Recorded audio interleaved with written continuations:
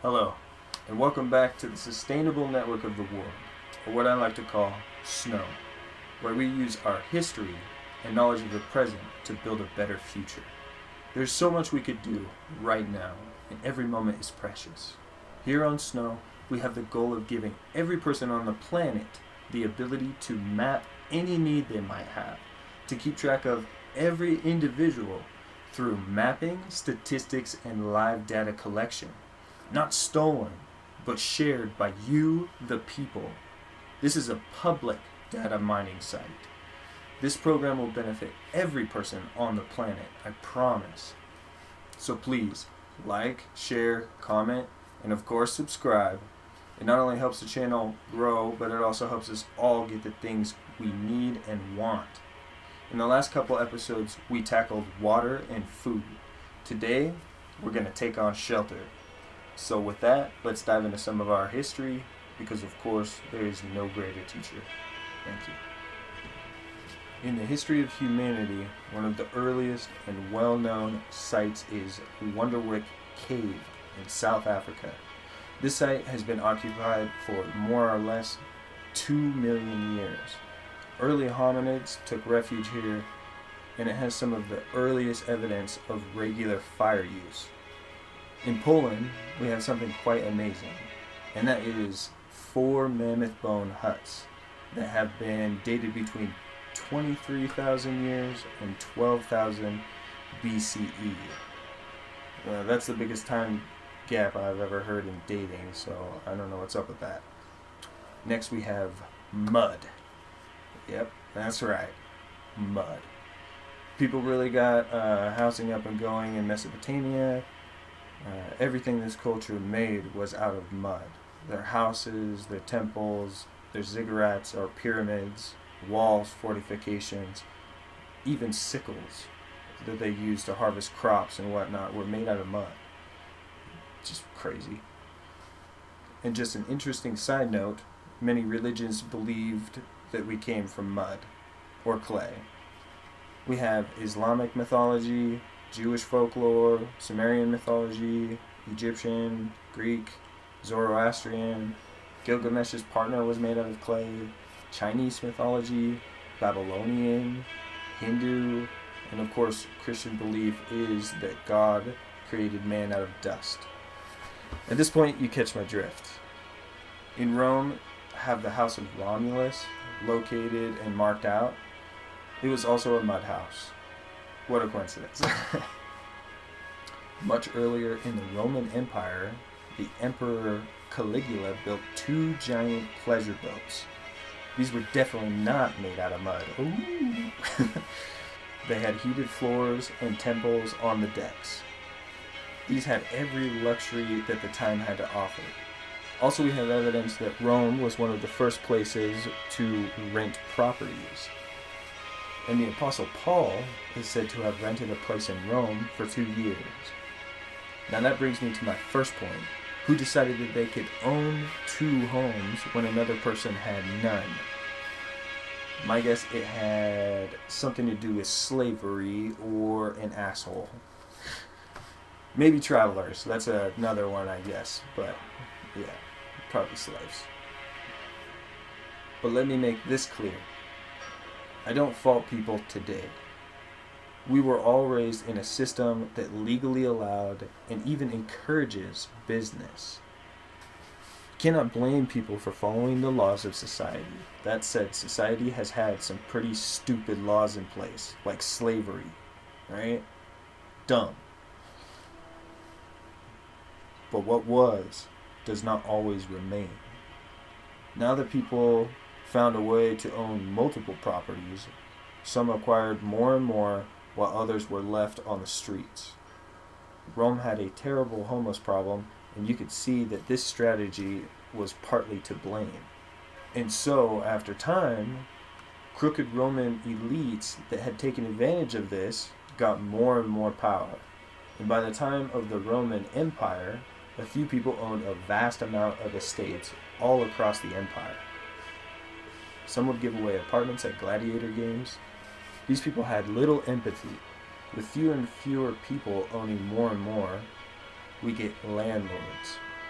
These land barons, or dukes, would compete for power all through history and even up until the present. In the 1900s, business tactics had gotten so out of hand they had to come up with a new term for these people, called robber barons. These men have gotten wealthy off unscrupulous business tactics, like running slums. These men make life very difficult for some. Everybody on this planet needs and deserves shelter. This is shameful that we have not accomplished this. We want everyone to have a home, even if it's basic. Everyone needs a place to feel safe and rest their heads at night. We have people freezing in the cold. Imagine if that was you. If you succeeded, then congratulations, you have empathy. Only 9 out of 10 people do, I guess. Studies say. That is just scary. Now, we have drug addicts and just shitty, terrible people roaming the streets, roaming the neighborhoods, committing crimes, just out there like beasts in the night, okay? Wouldn't you rather them do all that stuff in their own homes? I would. Get these people off the streets. So how do we do that exactly? Well, the first part is to relax. We're going to have to make it happen and make it happen peacefully. We don't need to redistribute or take anything from anyone. We don't want to take from the hardworking people and the hardworking citizens of the world that had just been doing what was permitted. Business has been booming for thousands of years, and my program will not stop that, nor do I want it to. These people went above and beyond and deserve to live in luxury and happiness. The sustainable network of the world's goal is actually to increase luxury goods, to increase our free time, to pursue our passions. I'm working on this program that could save thousands or maybe millions of lives, but this world would love me to waste my time serving food to people or building furniture for people's vanity. I'd rather work on this program that enables everyone on the planet to voice exactly what they need and where. Einstein said imagination is more important than knowledge, right? We say this in our last videos. So imagine with me again for a second. Imagine a world where everyone had enough, where we all had enough resources at our disposal.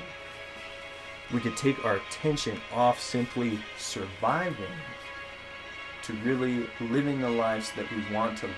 Arts, sports, recreation. Some of us have great ambitions, dreams to conquer the stars, to go to Mars and to extend human life and advance the human consciousness, even live forever. We need our basics covered to even have a shot. We all have different goals and dreams. In 1995, 93 million Americans volunteered on an average of 4 hours a week. That was about 1/3 of all Americans. Every country has people who care. I promise you that. Let the good rise. With volunteers like that and the ability to map exactly who needs what and where, with the sustainable network of the world, we could not only solve these problems, but we could chip away at them until we not only meet the need, but we establish an abundance for the future. We want to have more homes than people. We want to store up years of food, not just what we need today. I could promise the rich and the poor both benefit from this, though. By letting the poor and the people in need build their way out, you stop violent revolutions. By letting people work hard on the projects they need while continuing business as usual, that is the best outcome. And once we have more people up and going, the faster this world can progress. We want everyone to be happy and healthy, to create more art and luxury goods, to participate in great projects. We really do want the drug addicts off the street. But what about the families? We even have families on the street. This has to change. And this is our shot. I went to Portland right before the pandemic for my first MMA fight. Tent cities everywhere. I was there fighting for this idea to spread the message about snow.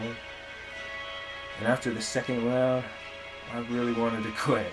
It was rough. I don't think violence is the answer, and it's a sport where people get a real platform to speak to the people. In the third round, I ended up getting pulled off of the guy when I was about to submit him, so I'm not going to go that route if I get cheated like that. So we're going to do this instead. This YouTube page is going to be much better and lasting, and I don't have to get my brains and face smashed in, which is good for me. But things are getting worse and worse on the streets, aren't they? Here you've heard a real plan to fix this. We have a real plan to fix it. Right now, what we're missing is a counterweight to business. We don't have a baseline of essential necessities to live. People need water, food, shelter, healthcare, education, and much more. Toilet paper, I don't know, sugar. Let's get the mundane stuff taken care of. The compromise that the sustainable network of the world brings helps us avoid war, avoid unfair redistribution. It raises our baseline of goods and opens up a free world full of possibilities. It gives us hope and a future. It gives these people a voice. To ease the tension of the world, we need abundance. War is mainly a struggle for resources. That in turn generates wealth for the victors and massive tragedy and suffering for the defeated. What they both lost was the progress of humanity. Their greed slows advancements, and technologies can even be lost. The Greeks had learned about steam power right before they were conquered by the Romans and turned into slaves. They lost Greek fire as well at some point. Learn from this. If we had steam power for the last 2,000 years, think where we could be. War and infighting make us all poorer. The wealthy Romans deprived the world of a much greater luxury than anything they had for thousands of years. We lose workers, thinkers, and our best strategists. We have such a bright and beautiful future, and every person we lose could have found a cure for a disease or had an amazing invention. We lose someone's father, mother, brother, or sister, friends lost. Now some people have faith, and they're okay with passing on, and that should be respected. Just as the people that want to stay around for a little longer should be respected. Freedom's not a one-way street. To have the choice is the key. Trying to live a long life in abundance should not be frowned upon. And I'd like to keep you all around. Call me greedy for that one. With the opportunity to colonize Mars in the near future, why fear having more people around? Why not push for the stars? Why limit ourselves? Right now we are on the brink. We all feel this global pressure. The tension in the air is thick between nations with nuclear capabilities all over the globe. I'll take a second to speak to every leader on the planet. You need to be patient. Snow can help you. It can help all of us. It has little to do with me. This idea and this plan has consumed me, and there's not much left, and I honestly think it is inevitable. This was and is, Snow is completely public, with only the information every individual chooses to share. With this information, we could start to work and volunteer our time on incredible projects that we personally believe in. It's all open source, and anyone can help. You want to go to space? Post on Snow. Join a team. Start a project. Recruit people, resources, and strategize on how to conquer the problems. Watch as we outwork the needs of the world, and watch the world come alive. Watch the people from every corner of the planet come together. The wealthy can give funding, the poor can give their time. Everyone can help. This is a full-blown strategy to change the world. It's a real plan. We already have beautiful designs for infrastructure like vertical farming on giant skyscrapers, people like Jacques Fresco, who have thousands of intricate designs. All over the planet, we have geniuses just ready to create. We have vast imaginations that could be tapped into with the sustainable network of the world. This is the path for us all to work on what we choose to work on. If you want to farm, farm. If you want to fight fires, fight fires.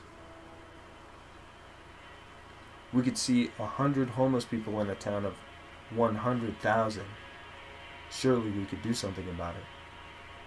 We will do something about it. I swear it.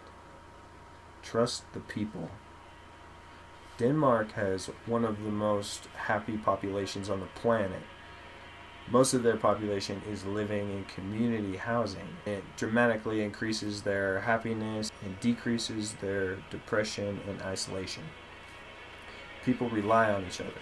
They take turns cooking and cleaning, splitting up the mundane tasks. It's a beautiful example of how working together is much more beneficial than doing everything alone, or worse, fighting with someone over it. Animals all across the globe have figured out how to work together to survive. We have a chance right now to push it to the next level. Cooperation of willing volunteers and businesses all across the globe coming together. The projects of snow will cover the earth, and we will conquer our problems together. With that, please like, comment, subscribe. There are billions of people that we can help right now. Just a little update on snow. I put a lot of time into the mapping program. It's called Matplotlib. That turned out to be outdated. I'm now investing my time in R and React for the mapping code. If anyone knows anything about that, you can go ahead and email me at sustainablenetworkoftheworld@gmail.com. You can check out GoFundMe and our Patreon from either the YouTube channel or sustainablenetworkoftheworld.com. It all helps this become a reality. Snow is a legal company, and it all goes to help it become operational. In our next couple of videos, we'll be hitting healthcare and education. Thank you. LPJRG out.